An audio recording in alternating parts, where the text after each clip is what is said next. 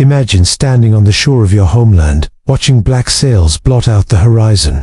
The sea itself seems alive, moving under the weight of an enemy armada. Behind you, only a few hundred warriors wait, their armor clattering in the salty wind, blades polished for what may be their last day alive. In front of you, 50,000 battle-hardened Mongol invaders, the most feared military machine the world had ever seen. Most armies would crumble under the thought alone. Most men would pray only for mercy. But these warriors were not ordinary men. They were samurai, bound by honor, discipline, and an oath to defend Japan even if it meant certain death.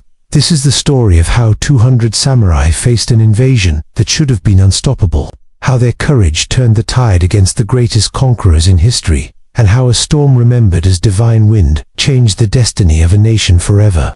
Welcome to the legend of how 200 samurai destroyed 50,000 Mongol invaders. To understand the gravity of this clash, we need to step back into the 13th century. At this time, the Mongol Empire stretched farther than any empire before it. From the windswept steppes of Mongolia, Genghis Khan had forged a war machine that conquered from China to the Middle East, striking terror wherever it rode. His descendants expanded the empire into the largest continuous land empire the world has ever known. The Mongol way of war was unlike anything the Japanese had ever seen. They didn't rely on massive castles or slow-moving infantry. Instead, their armies were built on speed, precision, and ruthless efficiency. Horse archers could unleash arrows while galloping at full speed, cutting down enemies before swords were ever drawn. Their military genius lay in flexibility. They adapted to terrain, learned from conquered peoples, and even used engineers from captured nations to create new weapons. By the mid-1200s, under Kublai, grandson of Genghis, the Mongols had already subdued China, Korea, and much of Southeast Asia. But Kublai was not content. His eyes turned toward a mysterious island nation to the east, a place he believed could add wealth and prestige to his empire, Japan. Japan at this time was not a unified empire under one central ruler. Instead, power was divided between the imperial court in Kyoto and the military government, led by the shogunate in Kamakura. The emperor held symbolic authority, but real power was in the hands of the shogun and his samurai retainers. The samurai were unlike any warriors the Mongols had encountered. For them, battle was not just survival, it was a path to honor. Fighting bravely, even against impossible odds, was a virtue. To die in combat was not a tragedy but a fulfillment of duty. Their code, which would later be known as Bushido, placed loyalty, courage, and honor above life itself. Still, Japan had never faced an enemy like the Mongols. Samurai warfare was often based on ritualized duels, one warrior stepping forward, announcing his lineage, and challenging an opponent in single combat. The Mongols, on the other hand, fought with overwhelming force, coordinated attacks, and terrifying psychological weapons. The coming clash would test not only Japan's defenses, but also the very spirit of the samurai. In 1266, Kublai Khan sent envoys to Japan, demanding tribute and submission. The message was clear: join the Mongol Empire peacefully, or be crushed by its armies. The Japanese shogunate refused. For them, submitting to a foreign power was unthinkable. Kublai did not take rejection lightly. In 1274, he assembled a fleet of nearly 900 ships carrying around 40,000 troops, including Mongols, Chinese, and Koreans. Their target, the Japanese islands of Kyushu. But history remembers something even more dramatic: a clash where just 200 samurai faced the first wave of Mongol invaders. And what happened next would become one of the most legendary underdog stories in history. The year was 1274. Japan's coastal villages were quiet, fishermen mending nets, families preparing rice harvests, when distant sails broke the horizon. To those on the shore of Hakata Bay in Kyushu, the sight was almost beyond comprehension. A fleet of nearly 900 ships pushing steadily toward land, their decks packed with Mongol, Chinese, and Korean soldiers. The Mongol invasion had begun. But before the fleet could unload its full force, it sent forward an advanced detachment of vanguard meant to test Japan's defenses. And it was here that legend says 200 samurai rode out to meet them. Imagine the scene: 200 mounted samurai, clad in lamella armor, banners fluttering behind them, lining up along the beach. Each one carried not only weapons, katana, yumi bows, spears, but also the burden of ancestral honor. They knew the numbers were hopeless. yet retreat was never an option. The samurai way was to announce one's name and lineage before combat, to duel with honor. But the Mongols had no patience for such rituals. When the samurai tried to signal for single combat, the Mongols responded with volleys of arrows and the thunder of drums. This was the first shock of the invasion. The Mongols fought as a unified machine, not as individuals seeking personal glory. The Mongol vanguard advanced with terrifying discipline. Drummers pounded commands across the battlefield. Lines of archers released arrows in waves, darkening the sky. Chinese foot soldiers carried shields and spears, advancing in formation, while Korean sailors supported with naval bombardment from ships anchored offshore. Even more shocking were the new weapons the Japanese had never seen before: explosive bombs, made of iron and gunpowder. When hurled, they burst with deafening blasts, sending shards of metal tearing through armor and flesh. To the samurai, who had only known the clash of steel and arrow, it must have seemed like thunder summoned by demons. The 200 samurai charged anyway. Their horses splashed into the surf, hooves pounding across the wet sand. Arrows whistled past, some striking men and beasts, but still they came. They loosed arrows from horseback, spears couched under arms, voices raised in war cries, and in that moment, the sheer ferocity of their charge shocked the Mongols. For all their discipline, the Mongols had not expected such reckless courage. Individual samurai cut through enemy lines, slashing left and right, cutting down multiple opponents before being dragged from their saddles. Eyewitness accounts describe samurai cutting off heads as trophies, retreating briefly to display them, and then plunging back into battle. Against overwhelming numbers, their fight was not about survival, but about demonstrating unbreakable resolve. As daylight waned, the fighting raged. The Mongols pressed with coordinated formations, but the samurai countered with lightning raids. Small groups would charge, strike hard, and retreat before being encircled. The battle became a brutal test of endurance: 200 men against thousands. Every samurai knew death was certain, yet they fought hour after hour, their courage spreading fear through enemy ranks. For the Mongols, used to seeing armies crumble before their might, the stubborn resistance was unsettling. As night fell, the Mongols pulled back toward their ships. Whether it was caution, exhaustion, or a fear of Japanese reinforcements arriving, they did not press the fight to the end. Some sources suggest that the small force of samurai had inflicted such disproportionate casualties, and had fought with such unyielding spirit, that the Mongol commanders hesitated to risk further losses. The legend of 200 samurai against 50,000 was born here not because the samurai annihilated the Mongol army, but because they stood against impossible odds and survived. They had proven Japan would not fall easily. In the days that followed, the Mongols attempted further landings. Larger Japanese forces rallied, local warriors joined the defense, and skirmishes broke out across Kyushu. But the weather turned against the invaders. A sudden storm battered the fleet, sinking ships and scattering survivors. With supplies dwindling and morale shaken, the Mongols retreated back across the sea. For the Japanese, the defense of 1274 was both a victory and a warning. The Mongols had been repelled, but they would return. And the legend of the 200 samurai, who faced down an army tens of thousands strong, became etched into history as the embodiment of courage and sacrifice. Was it truly 200 against 50,000? Historians debate the numbers, but the essence of the story is undeniable. A small force of samurai stood against one of the most fearsome military powers in history, and did not yield. This clash was more than a skirmish. It was the collision of two worlds: the ritualized, honor-driven warfare of the samurai, and the ruthless, disciplined efficiency of the Mongols. Neither side fully understood the other. But on that beach in 1274, the spirit of the samurai had sent a clear message. Japan would not bow. 7 years had passed since the Mongol fleet first appeared off the coast of Japan. 7 years since the thunder of foreign drums and the explosions of strange iron bombs echoed across Kyushu. The first invasion of 1274 had ended in retreat, but everyone knew it was only a beginning. In Kamakura, where the shogunate ruled, whispers of the Mongols' return had grown louder with each passing year. Kublai Khan, grandson of the legendary Genghis Khan, and ruler of the largest empire the world had ever known, had not forgiven Japan for its defiance. He had demanded tribute. Japan had refused, and to the great Khan, refusal was the same as rebellion. The storm that scattered his fleet in 1274 had not ended his ambition, it had only delayed it.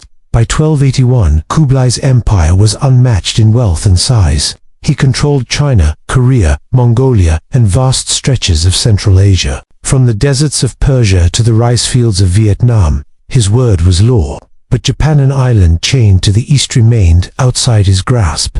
To subdue it, once and for all, Kublai devised a plan unlike any seen before.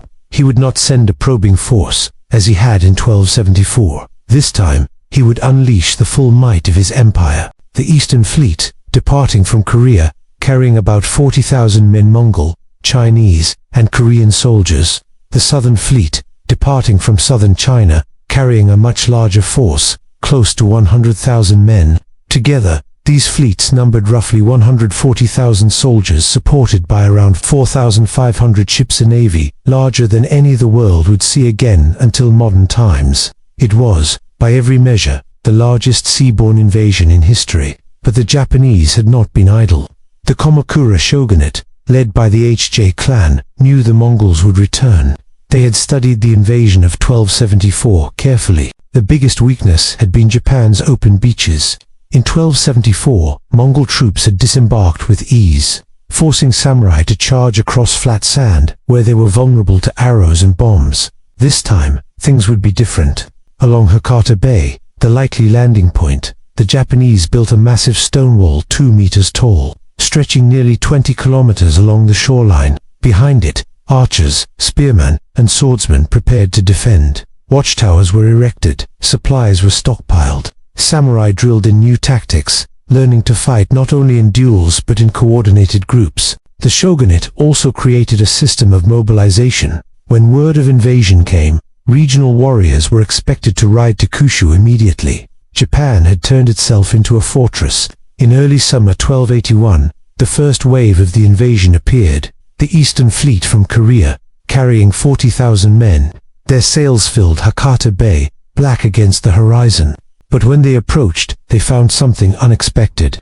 The beaches where they had landed so easily 7 years before were now blocked by stone walls bristling with defenders. The Mongols attempted landings, but they were met with volleys of arrows and stones hurled from the walls. Samurai sallied forth in small groups, striking quickly and retreating before the enemy could respond. And when night fell, the Japanese turned the sea itself into a weapon. Small boats slipped silently through the waves, carrying samurai who boarded Mongol ships under cover of darkness. Armed with torches and fire arrows, they set ships ablaze, cut down enemy sailors, and escaped before reinforcements could arrive. The Mongols had expected to overwhelm Japan quickly. Instead, they found themselves stalled, hemmed in by walls, and harassed day and night. Weeks later, the Southern Fleet arrived from China, a colossal armada of nearly 100,000 troops. The two fleets combined, forming an invasion force of staggering size. For the Japanese watching from shore, it must have felt as though the horizon itself was made of ships.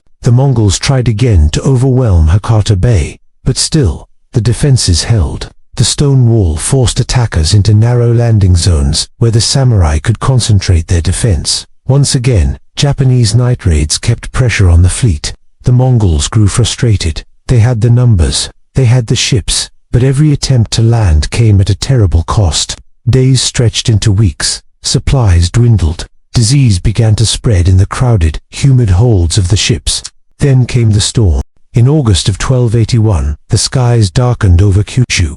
Winds rose, waves swelled, and rain lashed the coast. At first, it seemed like just another summer storm, but it grew stronger by the hour, transforming into a raging typhoon. For the Mongol fleet, packed tightly in shallow waters, the storm was apocalyptic. Ships collided and shattered against each other. Masts splintered, hulls broke apart on rocks. Soldiers, unable to swim in their heavy armor, drowned by the tens of thousands. Eyewitnesses later described the sea as a graveyard of bodies and wreckage, stretching as far as the eye could see.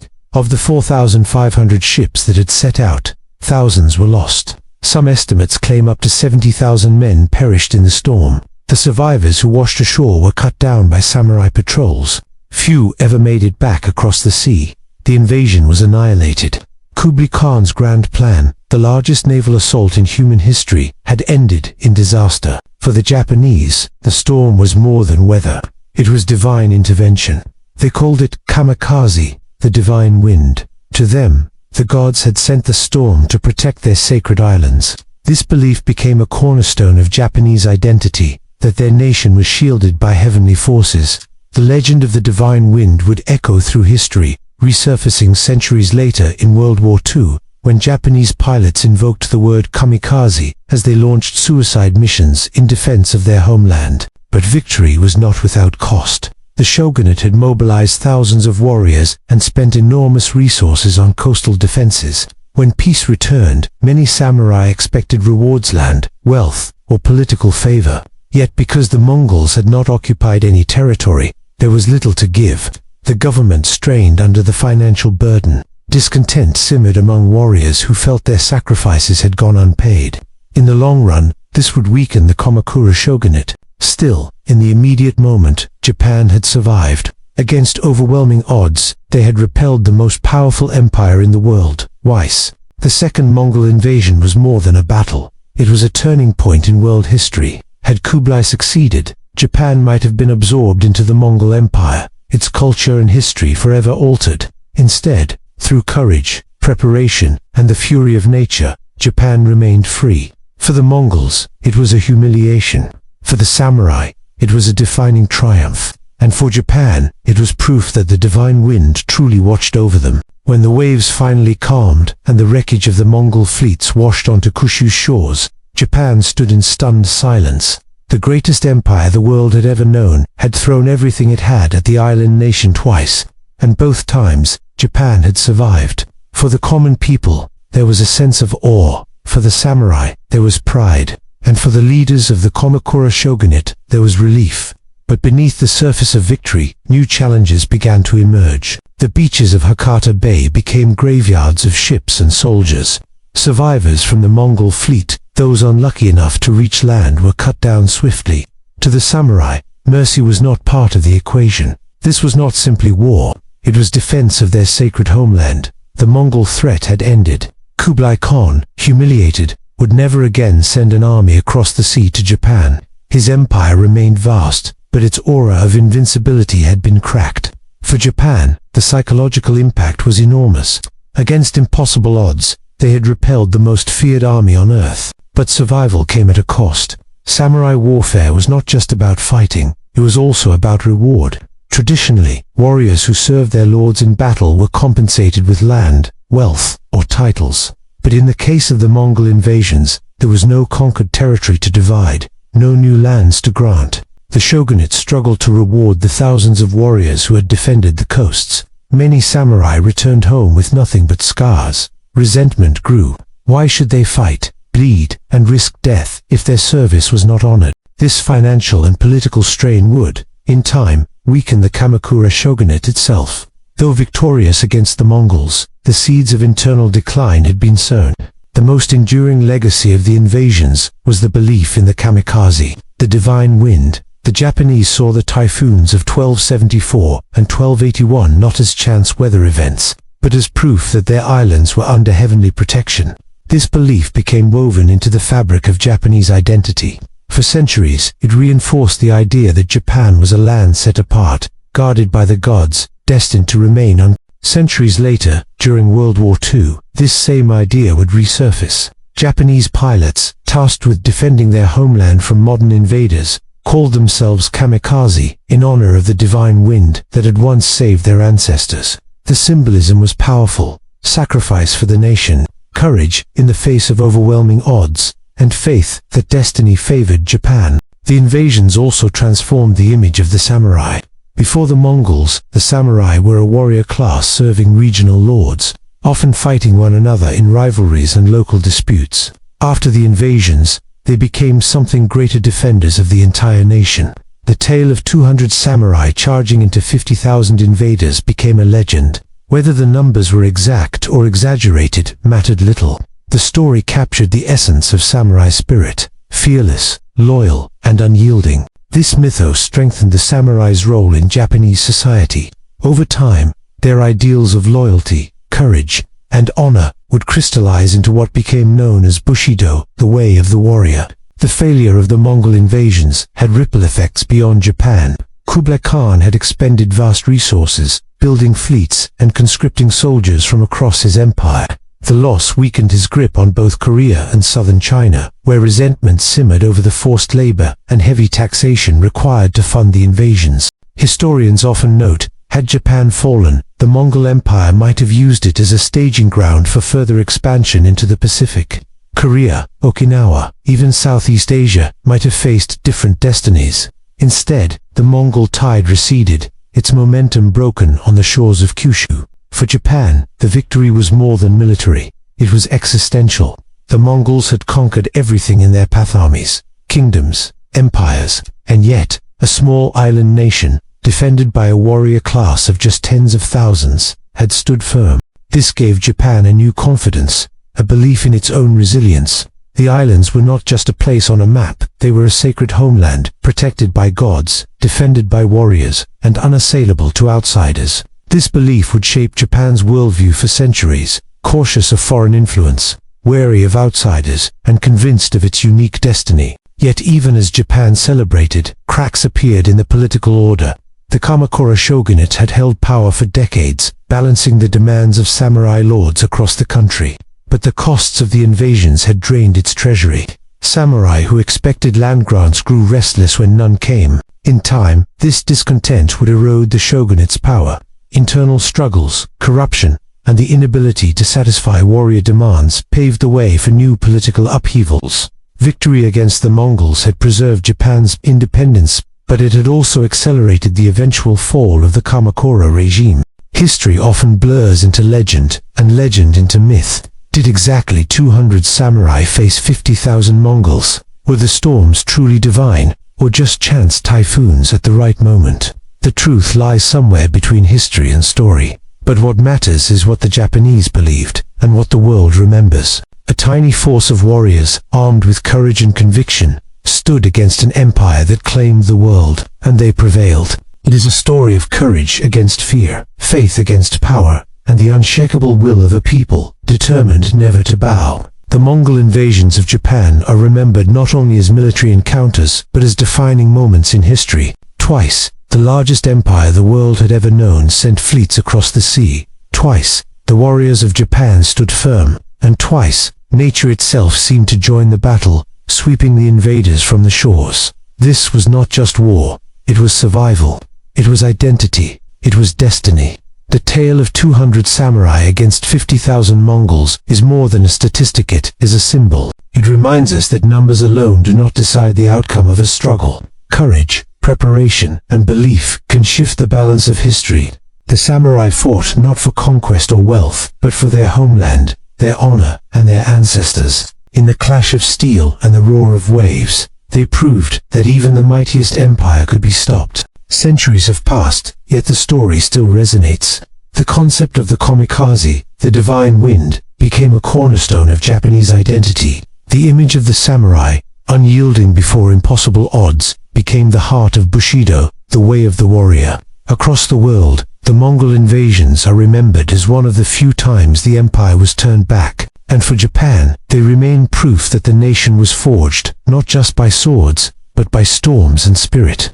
When we look at the beaches of Kyushu today, there are no fleets, no armies, no roaring storms. Only the sea remains, quiet and eternal. Yet beneath its waves lie the broken timbers of Mongol ships, silent reminders of a battle that shaped the fate of nations. The courage of those samurai still echoes across time. Their defiance still inspires. Their story still challenges us to ask, what does it mean to defend what we love? What are we willing to stand for, even against impossible odds? This was the story of how a handful of warriors faced an empire, and how their spirit, their steel, and the winds of fate changed history forever. If you enjoyed this journey into the past, make sure to like this video, leave a comment with your thoughts, and subscribe to the channel for more incredible stories from history. Because history isn't just about dates and battles, it's about people, it's about choices, and it's about the moments when the impossible became reality. Thank you for watching. Until next time, remember the story of the 200 samurai who stood against 50,000 invaders, and never forget what courage can achieve.